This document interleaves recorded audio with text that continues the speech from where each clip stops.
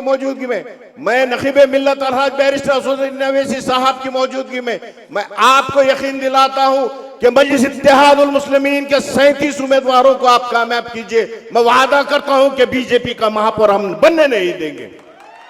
हालात ये है, अब ऐसे हालात हो गए कि अभी अभी शमीम साहब ने बताया है कि यहां खासदार बहुत बोल रहा है, तो मैं उनसे कहना चाहूंगा, आप खासदार अगर बने हैं तो मजलिस के तुफैल में बने हैं, मुसलमानों के ऊँटों से बने हैं, मगर आप आज आके इन लोगों पे तनकीद करते हैं। तो मेरा सवाल है, बताओ रविंद्र चौहान, आपके 57 कारपोरेटर, रनिंग कारपोरेटर भाजपा में जाते हैं, उनको कुछ नहीं बोला जाता। जब मसूद खान साहब आते हैं, शमीम भाई आते हैं, चांद पाशा कुरैशी साहब आते हैं, तो आप हमारे खिलाफ बोलना शुरू कर देते। तो ये हकीकत को आपको हमको समझना पड़ेगा। हालात तो ये है कि यहां पर जो लोगों की सियासी ताकतें नहीं थी, सियासी बसीरत नहीं थी, तो ये वही लोग हैं, उनको लाकर सियासत में खड़ा किया था, चाहे शमीम भाई हो, चाहे चांद भाई हो। मगर आज वो कांग्रेस का एक खूबसूरत धोखा पैनल, जिसमें धोखा उम्मीदवार खड़ा है, कैसे कैसे काम।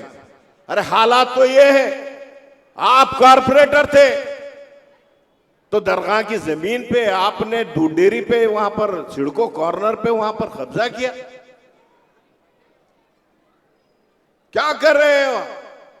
और वो कारपोरेटर आज हमारे सामने, वो उम्मीदवार हमारे सामने कह रहा है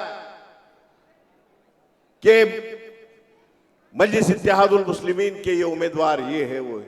क्या 2019 के अंदर यही कांग्रेस के पैनल का एक उम्मीदवार क्या बीजेपी के अपक्ष उम्मीदवार का क्या काम नहीं किया? और तीसरा जो उम्मीदवार है, जब यहां पर अब्दुल हबीब बागवान साहब गवाह मौजूद है, वो उम्मीदवार तो गाड़े वालों के गाड़ों को निकाल के जब्त कर देता था। तो अजीज साथियों, ये वक्त का तकाजा है। बस मैं आपसे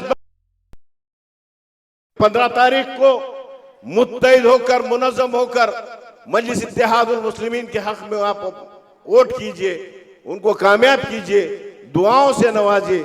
यही आपसे गुजारिश करता हूं और अपनी बात को खत्म करता हूं। अल्लाह हाफ़िज़।